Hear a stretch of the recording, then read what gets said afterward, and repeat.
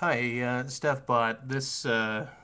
This is difficult because um, I like your video. I like what you've said, and but it's uh, I don't know quite where to start.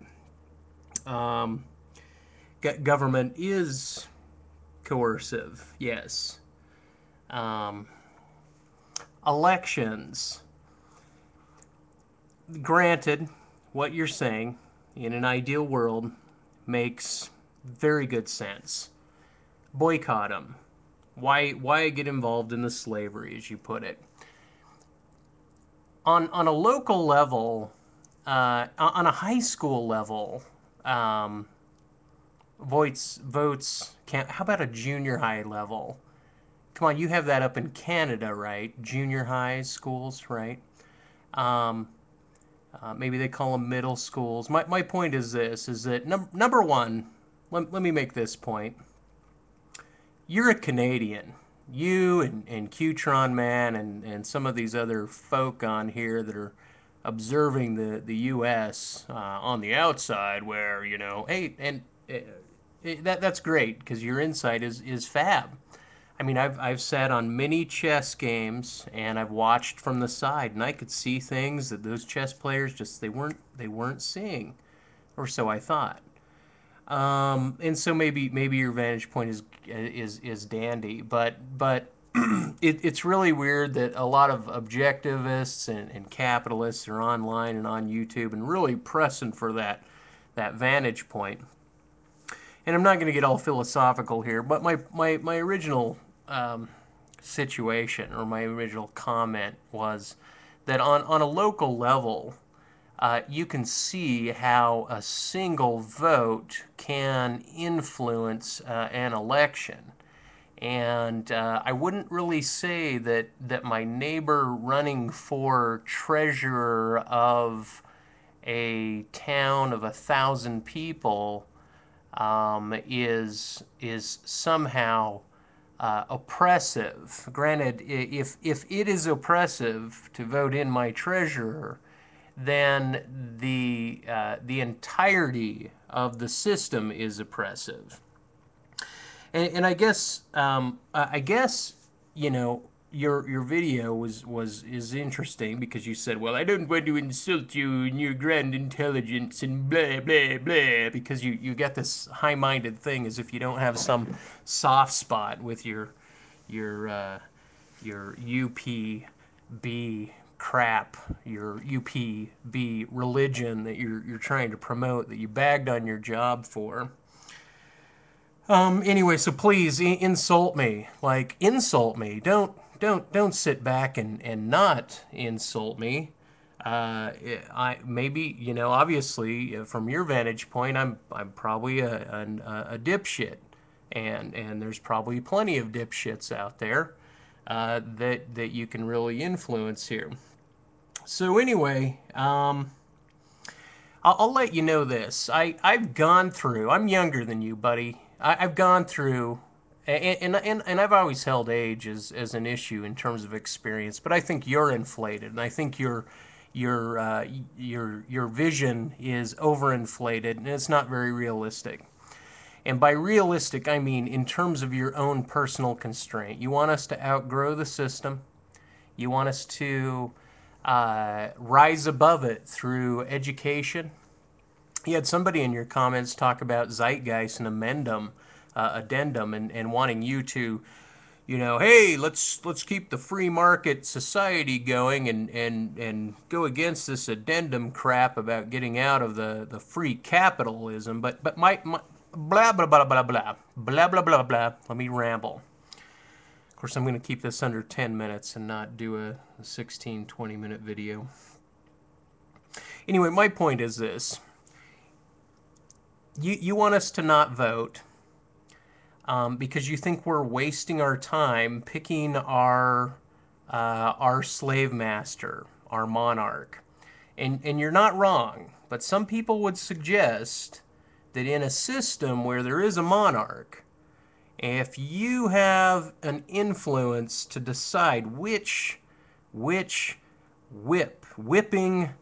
slave driver you want above you, being your monarch, if you're in hell and you want a purple devil instead of a red devil to kick your ass, you might choose this one over that one just for the sake of, hey, flavor of the week, flavor of the next decade. Hey, I want my ass kicked by this guy instead of that guy, right?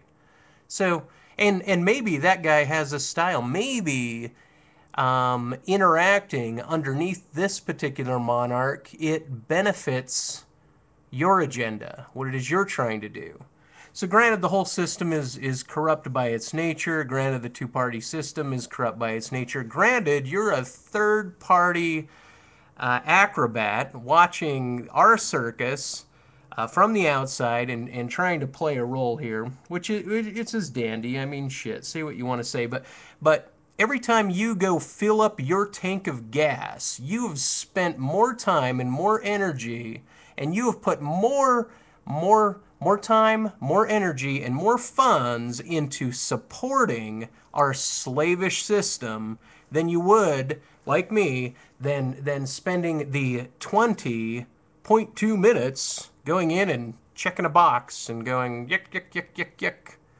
But I mean, I read my locals. I read who's running locally, and I don't vote down party lines. I try to pick the person who's expressed something that feels akin to my free soul, as much as a free caged bird might flock around within its cage. This particular person weighs in heavier than this other particular person. So the shoe's going to drop. Socialist, fascist, the federal bank, the universal currencies, these types of things. And really, the free capitalistic crap argument that objectivists fight against subjectivists, but then they do this shoe-in with free markets. That's their thing. Like, well, hey, this is the only way that things can work is with this free market. I like zeitgeist addendum, sorry.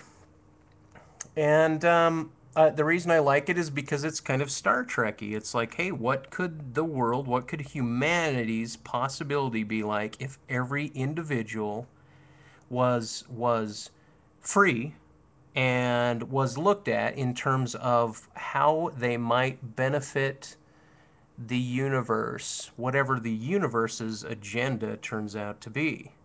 So while you're there asking us to avoid this little thing, this very little thing, I will say bullshit, and I will call bullshit, and I will say pick your monarch, and pick your favorite one, and pick the one that you think you would like to, while you're trying to find your freedom, that you would like to slave to.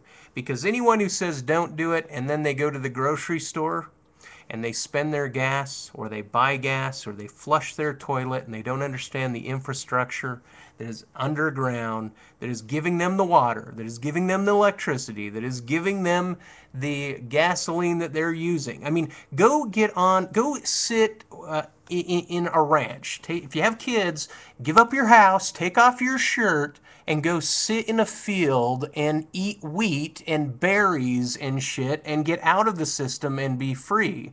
Don't sit here and ramble your complete religious bullshit about what is preferable based on your saying so, your text, your trying to elevate yourself into a power position.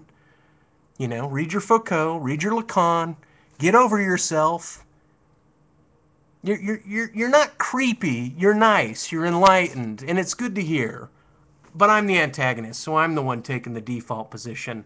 You're full of shit, and you know it, and your voice kind of holds this passionate pretension, which is obviously and overtly, not unlike mine, it has its underbelly and its soft spot, and it can be picked at.